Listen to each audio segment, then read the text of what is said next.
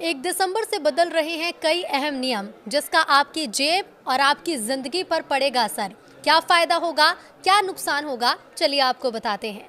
नमस्कार, न्यूज़ 18 का digital platform देख रहे हैं आप और मैं हूं आपके साथ ऋतु सिंह।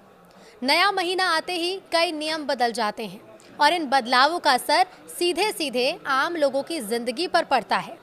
दिसंबर की शुरुआत भी कुछ ऐसे ही अहम अपडेट्स लेकर आई है, जिनके बारे में जानना आपके लिए बहुत ज़रूरी है। इसमें एलपीजी सिलेंडर की कीमतों से लेकर बैंकिंग तक, टैक्स और पेंशन से जुड़े नियम तक शामिल हैं। तो अगर आप पहले से इन बदलावों की जानकारी रखेंगे तो आगे चलकर किसी भी परेशानी से आप बच सकते हैं। तो एलपीजी की कीमतों में संभावित बदलाव है। हर महीने की पहली तारीख को तेल कंपनियां एलपीजी सिलेंडर की कीमत की समीक्षा करती हैं। पिछले महीने 6.50 रुपए की कटौती हुई थी और इसीलिए लोग उम्मीद अब ये कर रहे हैं कि दिसंबर में भी कुछ राहत या कुछ बदलाव एलपीजी की कीमतों में देखने को मिल सकता है। हालांकि ये बदलाव बढ़ोतरी भी हो सकती है और कटौती भी हो सकती है। इसका असर सीधे तौर पर आपकी रसोई के खर्च पर पड़ेगा। साथ ही यूपीएस विकल्प चुनने की अंतिम तारीख भी समाप्त कर दी जाएगी। सरकारी कर्मचारियों के लिए यूनिफाइड पेंशन स्कीम की डेडलाइन 30 नवंबर तय की गई थी, जिसे पहले सितंबर से बढ़ाया गया था। अब कर्मचारियों को ये तय करना था कि वो एनपीएस में रहना चाहते हैं या यूपीएस अपनाना चाहते हैं।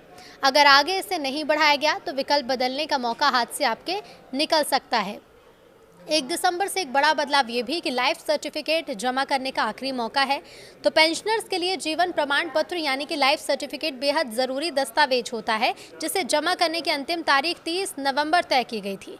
अगर समय पर लाइफ सर्टिफिकेट नहीं जमा हुआ तो पेंशन आपकी रुक सकती है और ऐसे पेंशन भोगी जिन्होंने अभी तक ये प्रक्रिया पूरी नहीं की, उन्हें जल्द कोई कदम उठाने चाहिए।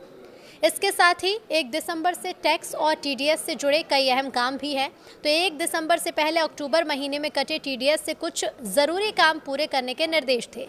सेक्शन 194(1)(a), 194(1)(b), 194(m) और 194(s) के तहत कटौती होने पर उसका स्टेटमेंट नवंबर के अंत तक जमा करना ज़रूरी था।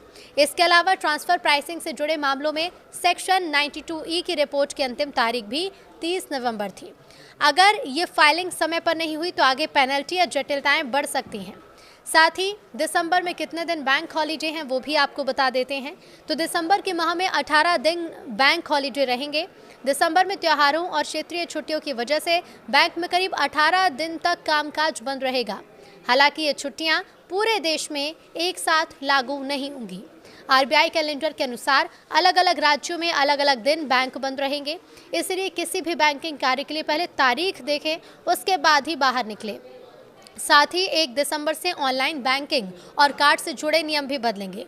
कई बैंक और फाइनेंशियल कंपनियां 1 दिसंबर से अपने digital banking system, UPI limit, card charges और सिक्योरिटी फीचर्स में बदलाव लागू कर रही हैं। कुछ जगह लेन देन पर शुल्क बढ़ सकता है तो कुछ सेवाओं में छूट भी मिलने की संभावना है। इसलिए बैंक से आने वाले मैसेज और अपडेट्स पर नज़र रखना भी ज़रूरी है। तो अगर आपको अभी तक इन बदलावों के बारे में नहीं पता था तो ये सभी बदलाव जान लीजिए और वीडियो को शेयर करिए।